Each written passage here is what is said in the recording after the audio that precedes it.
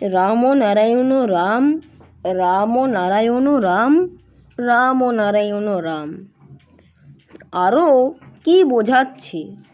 আমরা জলকে টানছি, না টানলে মরে যাব। যেটা আকাশে আছে, বর্ষার বারিধারা হয়ে নাচলে বুঝি আমাদের তেষ্টা নিবারণ ওটাতেই হয়। মৃত্যুর শেষ নিঃশ্বাস পড়ার আগেও হাঁ করছে একটু জল। সেই জল মাটির নিচে, সামনে আবার আকাশে দেখছি। সে নিজেকে আড়াল করে রেখেছে তোমার চোখকে ফাঁকি দিয়ে। বেদ বলছে, প্রকৃতি বলছে, সেই জল আকাশে তোমার চোখকে আড়াল করে রয়েছে। সেই বাতাস ভ্যানিশ হয়ে আকাশের সাথে মিশে আছে। সেই জল, সেই বাতাস, সেই আলো দিয়ে তোমার দেহ গড়া।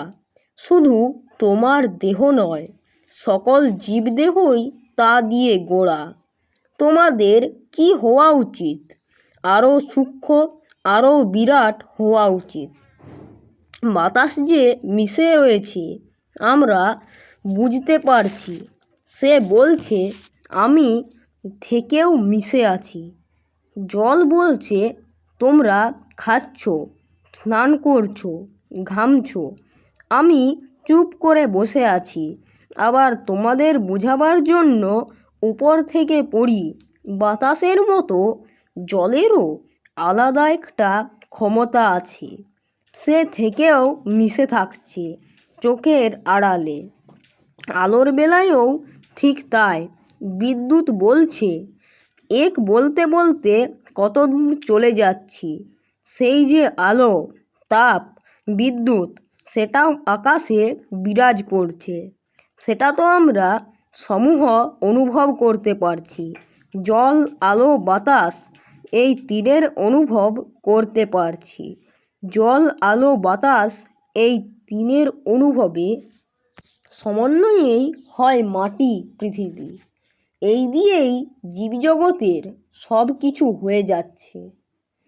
তোমাদের দেহগুলো মহাকাশের সেই বিরাট উপাদান দিয়ে গড়া।